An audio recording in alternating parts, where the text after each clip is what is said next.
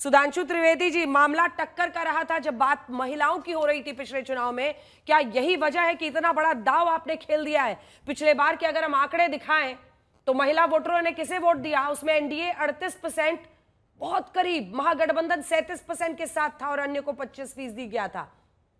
बड़ा स्कीम आपने लॉन्च किया। आप ये कहेंगे कि आप देखिए चुनाव आया है तो आप लोग स्कीम लाए हैं। देखिए, ऐसा है, महिलाओं के बारे में जो हमारा कमिटमेंट है उसका चुनाव से कोई लेना देना नहीं है। मैं याद दिलाना चाहता हूं, प्रधानमंत्री बनने के बाद प्रधानमंत्री श्री नरेंद्र मोदी जी ने 15 अगस्त 2014 को लाल किले की प्राचीर से जिस चीज की घोषणा की थी उसमें क्या था? बेटी बचाओ बेटी पढ़ाओ।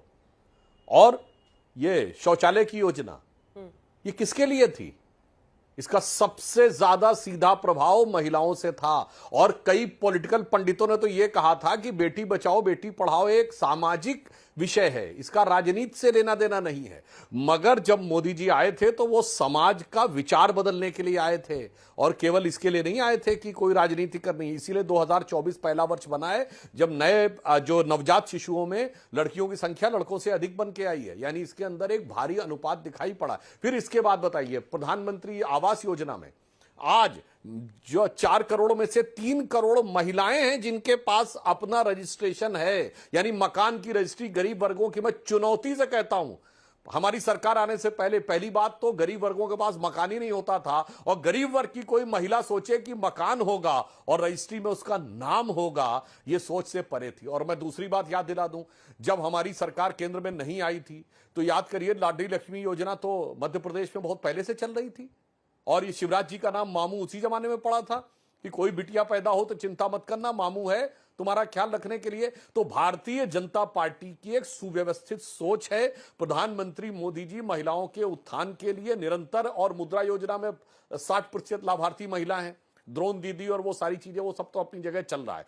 इसलिए आज जो कुछ भी हो रहा है वो उस सोच के तहत हो रहा है कि समाज के हर वर्ग को स्थान देना है, जिसे प्रधानमंत्री जी ने GYAN ज्ञान कहा था ना, गरीब, युवा, अन्नदाता और नारी शक्ति। और अगर 100 बातों की बात देखें तो हमारे नए संसद भवन का श्री गणेश हुआ था सितंबर 2023 में, गणेश चतुर्थी के दिन। बड़ा कलेजे पे सांप लौटा था लोगों के। मगर जो पहला विधेयक पारित हुआ नए संसद भवन में, वो क्या था? नारी शक्ति वंदन अधिनियम। और यहां तक कि छोड़िए कि अगर हम कहें फाइटिंग फोर्स में अगर उनको कमांडिंग पोजीशन दी गई, फाइटर प्लेन्स बने, पायलट बनी, वो सब उस जमाने में करी। तो कोई ये कहे कि मैं राजनीति की दृष्टि से देखना है तो उसकी नजर में राजनीति है। मोदी जी की दृष्टि में यह समाज के सभी वर्गों और महिला वर्ग की वास्तविक शक्ति को स्थापित करने का एक प्रयास मात्र है, और जो बिहार में किया गया है यह उसी प्रयास की श्रृंखला की एक कड़ी है। ठीक है, राहुल गांधी जो हाइड्रोजन बॉम्ब की बात कर रहे हैं उस पर मैं नेक्स्ट राउंड में आऊंगी। अभय जी, इसी पर एक प्रतिक्रिया ले लेते हैं, कितना असर होगा? क्योंकि देखिए, जब नारी वंदन अधिनियम लेकर आई थी सरकार, तब भी है कि चुनाव देखते हैं तो कुछ ले आते हैं, चुनाव देखते हैं कुछ ले आते हैं, लेकिन वो विश्वसनीयता की बात होती है। और आप देखिए कि लाडकी बहन योजना महाराष्ट्र में हो, लाडली बहन योजना हो, उस विश्वसनीयता के आधार पर जनता चुनती है कि किस पर भरोसा करना है। अब लड़की हूं, लड़ सकती हूं वाला नारा दिया था प्रियंका जी ने, लेकिन वो पूरी तरह से फेल हो गया। वो कल बिहार भी पहुंच रही है, क्या असर होगा? विश्वास नहीं, विष का वास घोल दिया है, विश्वासघात किया है महिलाओं के साथ। सुधांशु त्रिवेदी जी कह रहे थे बेटी बढ़ाओ पढ़ाओ बेटी बढ़ाओ का नारा प्रधानमंत्री जी ने दिया, तो पार्लियामेंट्री स्टैंडिंग कमेटी कह रही है महिलाओं के लिए कि प्रधानमंत्री जी 80% उसका पैसा अपने प्रचार पर आप खर्च करते हैं। प्रधानमंत्री आवास का जिक्र कर रहे हैं सुधांशु त्रिवेदी जी। क्या कह रही पार्लियामेंट्री स्टैंडिंग कमेटी कि प्रधानमंत्री जी आज के युग में 1,20,000 रुपए मात्र में कौन सा घर बनता है, वो भी 60%, आप 70,000 रुपए के लगभग सिर्फ उसमें देते हैं, कौन सा मकान बन जाएगा प्रधानमंत्री जी? सच में बेटियों की चिंता होती तो आज जो मुजफ्फरपुर की बेटी है जिसको 20 घाव किए, जो बलात्कार का शिकार हुई, रेंगते रेंगते ईंट भट्टे के पास आई, मुजफ्फरपुर का सरकारी अस्पताल लिख लिख कर थक गया कि इसे पटना में रेफर करो, लेकिन प्रधानमंत्री जी की 4 दिन बाद रैली थी, बड़ा मुद्दा न बन जाए इसलिए रेफर नहीं किया। फिर पटना मेडिकल कॉलेज में रेफर किया प्रधानमंत्री, तो 8 घंटे तक वो एम्बुलेंस में तड़पती रही। राजेश राम हमारे प्रदेश अध्यक्ष एम्बुलेंस के पास खड़े रहे, लेकिन दिल नहीं पसीजा, उसने दम तोड़ दिया। यह है आपकी असली चेहरा।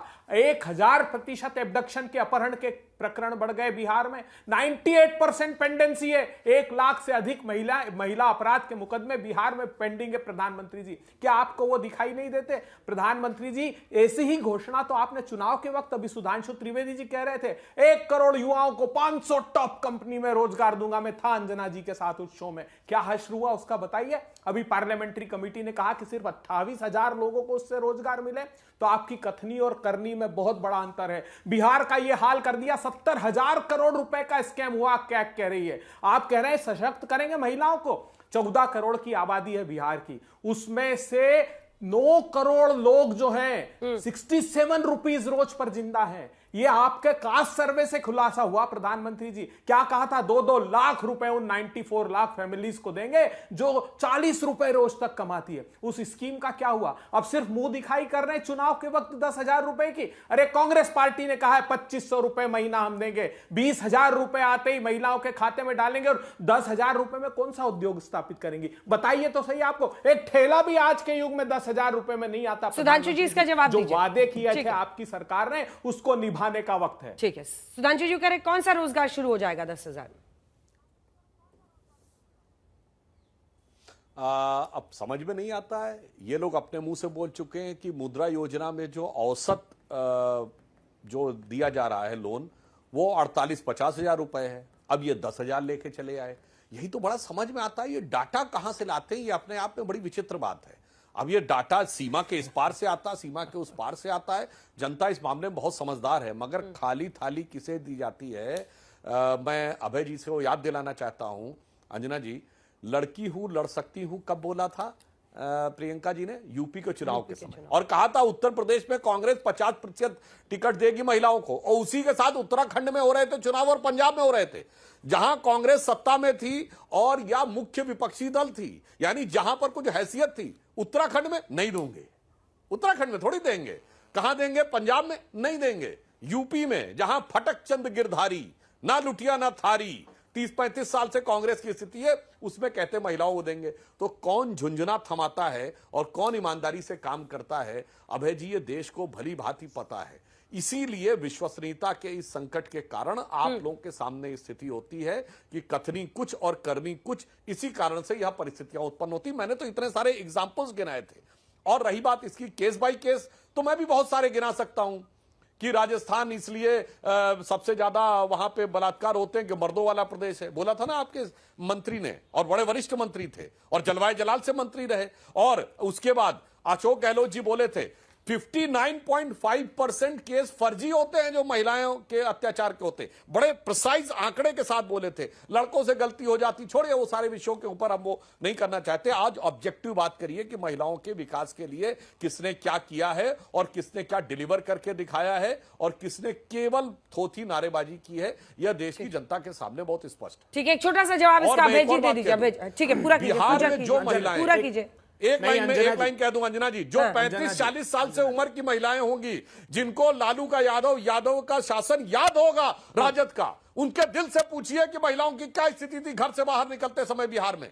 भाई 20 साल से पहले की उम्र में जो भी लोग रही होंगी, यानी 40 साल 35 साल से ऊपर की जो महिलाएं होंगी, सब अपने दिल में जो सोच रही होंगी ना, मेरी बात पे भरोसा करिए ना अभय दुबे जी के, वो अपने दिल में बता सकती हैं कि अभय जी, अब आप मोर्चा संभालिए और सुनिए। अफसर की पत्नी के साथ रेप होता रहा और कुछ नहीं हो पाया। अभय जी सुनिए, ये जब 75 लाख महिलाओं के पास जाएगा 10,000 कि अपने मन का रोजगार, आप कह रहे थे क्या हो सकता है? मतलब अगरबत्ती बनाने से लेकर सिलाई मशीन के जरिए काम करने की शुरुआत एक हो सकती है कई महिलाओं के लिए। एक सबल उनको बनाने की प्रक्रिया की शुरुआत हो सकती है घर बैठे बैठे। आपको नहीं लगता ये आपके लिए बड़ा चैलेंजर बन सकता है? मैं गंभीरता से ये बात कहता हूं, महिला को सबल बनाया जा सकता था, लेकिन क्या किया नीतीश सरकार ने? गुपचुप चिट्ठी लिखी प्रधानमंत्री जी को कि प्रधानमंत्री जी जो सेंट्रल स्पॉन्सर्ड स्कीम है उसकी राशि बढ़ाइए यूपीए सरकार की तरह। 90,000 करोड़ रुपए सरेंडर कर दिए और उसमें सारी प्रमुख महिला योजना का जिक्र किया है नीतीश कुमार जी ने। क्यों? क्योंकि मोदी जी ने पैसे नहीं भेजे, इसलिए खर्च नहीं कर पाए। आज मैं एक बहुत बड़े विषय पर सिर्फ 10 सेकंड में आपसे बात करना चाहता हूं।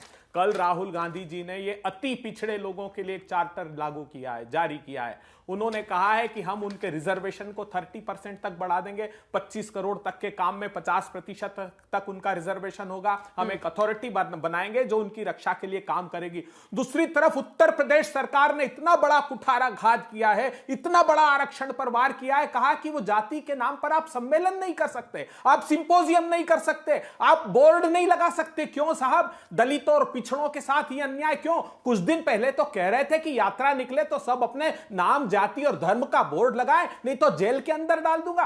आज ये रातों रात आपने क्यों इन अति पिछड़ों और पिछड़ों पर वार करना प्रारंभ कर दिया? उत्तर प्रदेश में झांकी है, ये बिहार भी होगा और पूरे देश में आएगा। मैं पूछना चाहता हूं जेडीयू के प्रवक्ता से, क्या आप इस बात पर सहमत हैं कि जो पिछड़ी जाति के लोग हजारों वर्षों से जाति के नाम पर जिनका दमन किया गया है, जिनके दूल्हे को घोड़ी से उतार दिया जाता था, जिनके बैंड बाजे नहीं बजने दिए जाते, आज भी कुएं से पानी नहीं पीने दिया जाता, उनको कहते हैं तुम्हारी जात का नाम नहीं ले सकते। क्यों नहीं ले सकते? जातियों के साथ अन्याय हुआ है, जब तक बराबरी पर वो नहीं आ जाते तब तक इस डिस्क्रिमिनेशन को वो सहन नहीं करेंगे। मैं आज जेडीयू से और एलजेपी से पूछना चाहता हूं, क्या इस फैसले से आप सहमत हैं भारतीय जनता पार्टी के? अगर सहमत हो तो बताइएगा कि क्या बिहार में भी उसको मैं पूछ लूंगी। आपने जब राहुल गांधी की बात की तो बताते हैं अति पिछड़ा को कांग्रेस की 5 गारंटीज आई हैं, जिस पर सुधांशु जी आप टिप्पणी दीजिएगा, फिर अन्य मेहमानों के पास जाएंगे। अति पिछड़ा अत्याचार निवारण कानून लाएंगे और पंचायत और नगर निकाय में 20 से 30% आरक्षण का वादा कर रहे हैं। आरक्षण की 50% सीमा हटाने के लिए जोर डालेंगे।